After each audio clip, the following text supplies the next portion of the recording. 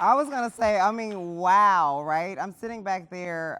She tried to tell me I was back there too early, but I stayed back there anyway because I was nervous. But I just got to sit there and concentrate and listen to everybody who spoke today, and I'm just inspired. I knew when I made the time to come from Minneapolis, I knew I needed to be in community. I didn't know how much I needed to be in community, and sitting back there and engaging with you all has been what I needed in my soul. I've probably already lost like 5 minutes. So let me get to my 4 minutes. Also sitting back there, I realized that my consent decree life has been bookended by signing the consent decree in Baltimore the night of inauguration, because we knew the Trump administration would try and take it, and indeed they did. It's the first time the community and the police stood up and said, no, we want a consent decree.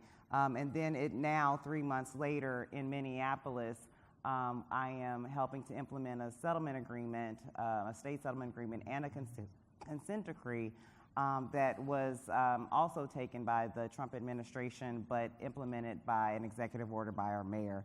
And so I've been asked to talk about the changing landscape of consent decrees, but the truth of the matter is that a lot needs to change, but a lot has not changed in between those times. So on my first day in Minneapolis, a young cadet was assigned to pick me up and take me to my new office. But as I got dressed that morning, I made a decision. I needed to see George Floyd Square, then to the burned down 3rd Precinct where officers fled for their life and to avoid using force for those who were pressing in the front door. I needed to be grounded in the reason I said yes, after many no's, to Chief O'Hara's call, because this role, this work is not just about oversight, it's about healing. It's about building a bridge between community and officers, one where both voices matter and both can be centered in reforms that actually change lives. Consent decrees were designed to be the last stop, the moment the federal government says this is unacceptable and must change. They are legal tools, but they are born from human failure, lack of process, accountability, and in too many cases, a tragic loss of life. They are necessary, but they are not enough, because what we're really asking is not just how we fix policies, but how we restore relationships.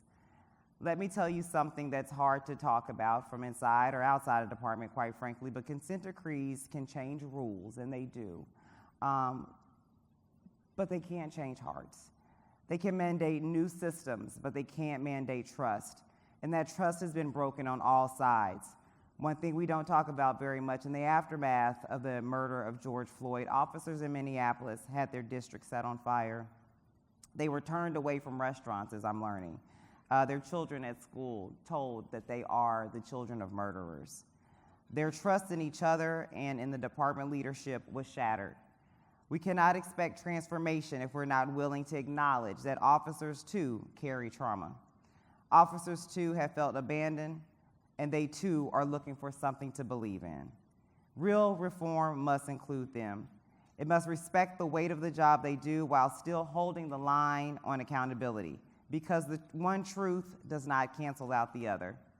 We are entering a new era where consent decrees must evolve, from compliance to culture change, from checklists and audits to community repair, from fixing the department to restoring the relationship between those who serve and those who've been unheard for far too long in our communities.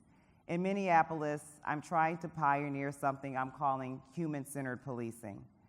It asks how we can utilize policy, training, metrics of accountability to actually bring together police and community, mothers, youth, those who've been brutalized by the very system meant to protect them, to actually create the change that everyone is looking for.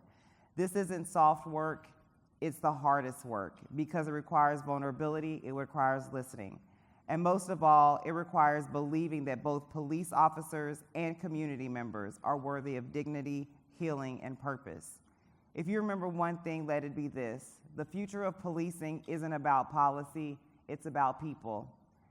And people do not heal through reports and legal memos. They heal through acknowledgement, through accountability, through leaders who show up when it's uncomfortable, when it's inconvenient, when it's time to be most human. That is the consent decree work we must seek now, and that is the work that I went to Minneapolis to do. Thank you.